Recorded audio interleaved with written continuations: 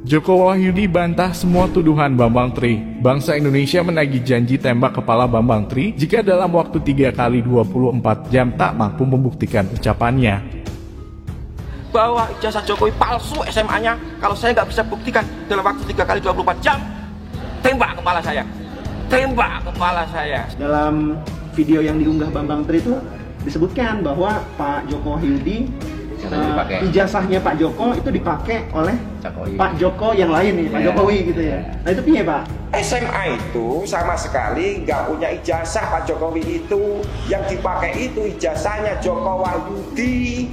Nomor seri ijazahnya 008 112. Kalau dilihat di situ kan dia nomornya kok 081 12 padahal nomor ijazah saya 081 00816 jelas beda itu ya jelas ini menipu. Kalau saya mau bereaksi gimana? Nomor seri ijazahnya 008 112 itu punyanya Joko Wahyudi. Cek ke sekolahan, kalau nggak punyanya Joko Wahyudi tembak kepala saya. 081 008106. Oh ini ya, saya Pak. Jadi di sini 008106. Kalau mau menjadi pihak intervensi itu yang kepala sekolahnya SMA yang bisa memberi penjelasan, tapi kesannya ini kok SMA-nya pada takut semua. Menurut saya tidak perlu diperdebatkan lagi antara SNPP dan SMA 6 karena SNPP yang ada di Solo yang berdiri tahun 1975 itu ya sama dengan SMA 6 yang sampai saat ini berdiri. Bahwa ijazah Jokowi palsu SMA-nya, kalau saya nggak bisa buktikan dalam waktu 3 kali 24 jam, tembak kepala saya.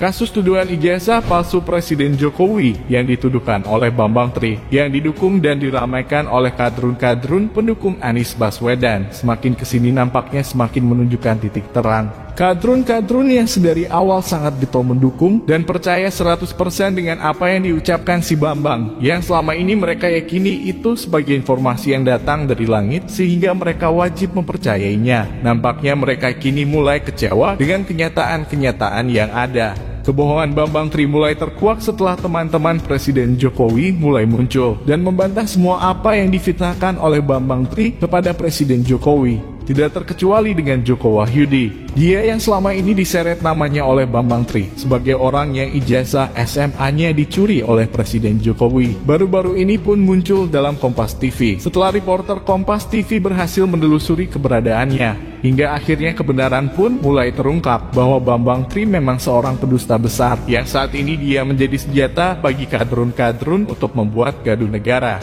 Kita tidak sedang menunjukkan kepada kadrun bahwa fitnahan mereka kepada Presiden Jokowi semuanya telah terbantahkan. Karena bukti apapun yang akan ditunjukkan, niscaya semua itu tidak akan pernah mereka percayai kebenarannya. Mereka sengaja menutup hati mereka supaya tidak mempercayai bukti dan penyataan dari pihak yang berkaitan langsung dengan ijazah Presiden Jokowi. Mereka ngotot Presiden Jokowi harus datang sendiri ke pengadilan dan membuktikan sendiri tentang keaslian ijazah yang dimiliki oleh Presiden Jokowi. Mereka pikir mereka itu siapa sampai Presiden Jokowi harus meladeni mereka kadrun-kadrun si sampah negara. Kalaupun seandainya Jokowi mau meladeni mereka di pengadilan, demi Allah sang penguasa dunia beserta isinya, sudah pasti kadrun tidak akan pernah percaya dengan hasil keputusan yang diputuskan oleh hakim dalam pengadilan tersebut. Kembali ke Joko Wahyudi, seperti yang kita ungkapkan tadi, kita tidak sedang membuktikan kebenaran kepada kadrun sebagai penfitnah Jokowi. Tapi bantahan dari Joko Wahyudi terhadap tuduhan Bambang Tri membuat kita semua harus tahu tentang apa sesungguhnya motif Bambang Tri hingga begitu berani menfitnah Presiden Jokowi. Dilihat dari sepak terjang Bambang Tri,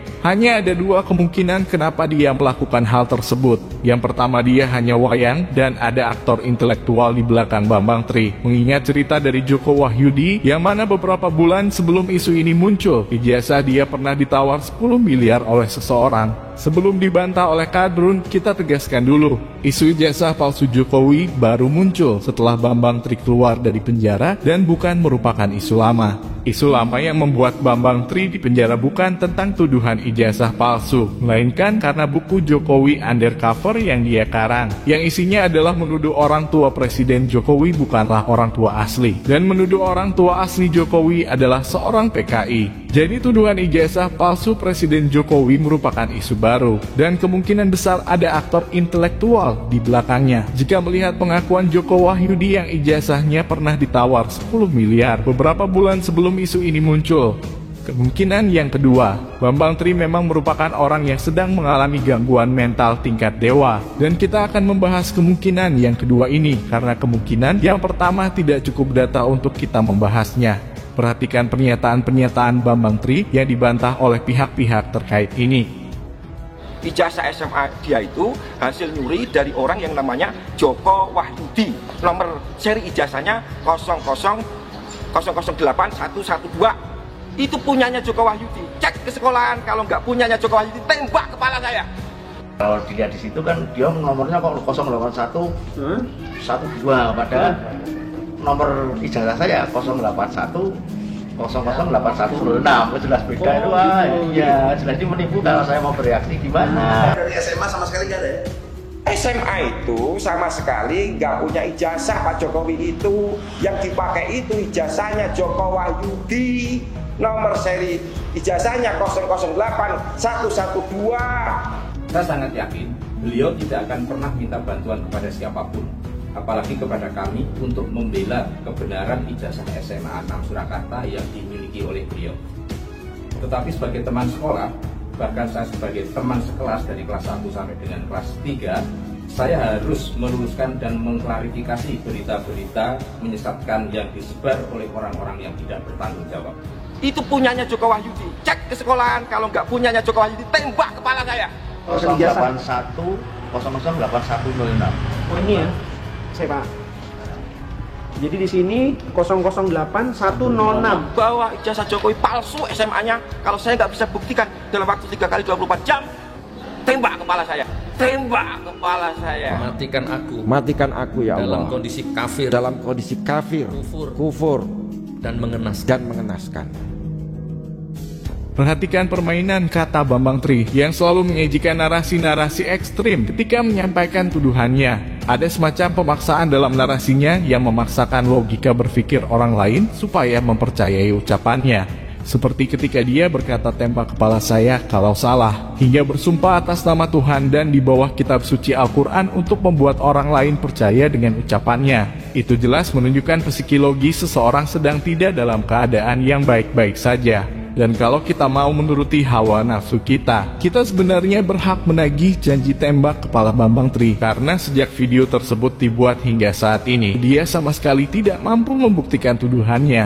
Tapi kita tentu tidak akan melakukannya, karena kita tidak seperti Kadrun yang tak bisa berpikir waras, sehingga menganggap informasi dari orang yang tidak waras mereka anggap sebagai informasi dari langit yang wajib mereka percayai kebenarannya. Tuduhan penistaan agama yang dijerat kepada Sugi Nur dan Bambang Tri sesungguhnya juga merupakan suatu yang sangat relevan. Bayangkan saja menfitnah seseorang dan bersumpah atas nama Tuhan sekaligus membawa kitab suci Al-Quran. Jika kita mau terbuka dengan pikiran kita, apa yang dilakukan Bambang Tri justru bisa kita katakan bahwa dia merupakan orang yang sama sekali tidak percaya dengan keberadaan Tuhan dan juga kitab suci Al-Quran. Orang yang punya iman, percaya dengan Allah dan Al-Quran, selamanya tidak akan pernah berani bersumpah mengatasnamakan keduanya tentang kebenaran sesuatu yang hanya klaim sepihak yang belum tentu kebenarannya. Apalagi ini hanya fitnah, namun berani bersumpah mengatasnamakan Allah dan kitab sucinya. Maka jelas menunjukkan bahwa Bambang Tri merupakan orang yang sama sekali tidak percaya dengan Allah dan juga kitab sucinya. Sungguh sangat bodoh Bani Kadrun yang katanya gerombolan paling beragama, namun bisa-bisanya percaya dengan seorang penista agama. Maka kita bangsa Indonesia tetaplah berdoa. Mintalah perlindungan dari Allah supaya tidak terjerumus dalam kesesatan Bani Kadrun yang semakin hari semakin nyata kesesatannya.